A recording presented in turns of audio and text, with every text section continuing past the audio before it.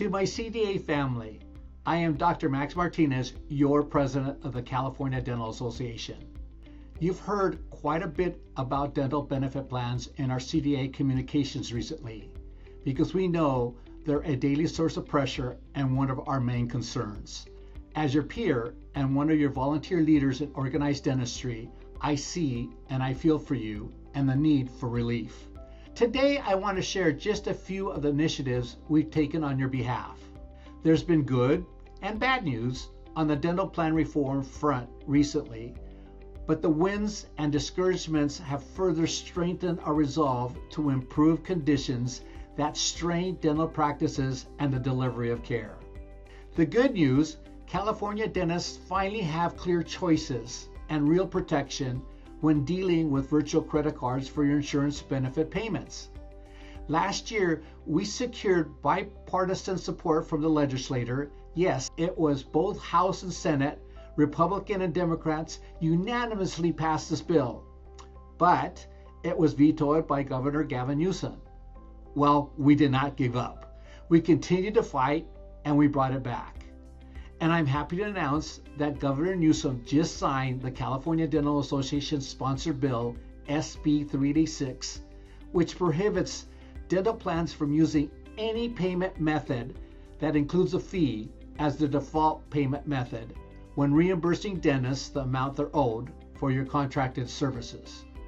Under the new law, dental plans must provide an easy way for dentists to opt in and out of virtual credit card payments. This ensures dentists receive full payment for dental services they provided. Thank you to the local dental societies who originally brought this issue to us and our House of Delegates. Yes, we heard you. Also, a special thanks to our dedicated legislative advocacy team at CDA who moved this bill forward over the past 2 years. But it also took you, more than 700 CDA members who joined our calls to action. And members, thank you to all of you. Wow, it took a team. And that is your dues dollars at work, which will make a measurable difference in the productivity of practices of every size.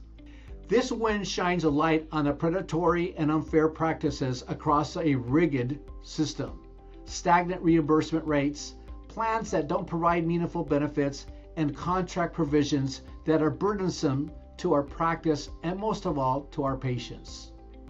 And that's why we must continue to fight on many fronts: legal, legislative, economic, and public health. In more good news, the CDA board is appointing a new work group focused on comprehensive dental plan reform. This work group, composed of dentists across the state and supported by industry experts, will fully focus on what CDA can do. This includes developing a plan structure and coverage standards to effectively meet the needs of dentists, patients, and employers. We will also analyze existing plan models and costs and drive discussions with brokers and employers who make purchasing decisions. While we are making positive improvements to dental plan payer behaviors through our advocacy efforts, it is increasingly clear that the plans that exist today fall short of providing the coverage for care patients really need, and sustainable reimbursements for dentists, and also that the courts, regulators, legislators have limited powers to change that. In my opinion, our dental plan system is broken. This doesn't mean we have to accept status quo. With 11 impactful new bills signed into law in recent years and more initiatives underway, we have a remarkable momentum. As you can tell, I'm just fired up for this fight. Stay connected to CDA for ways that you can join in our reform efforts moving forward. So stay tuned until we meet again, and remember, live each day with passion.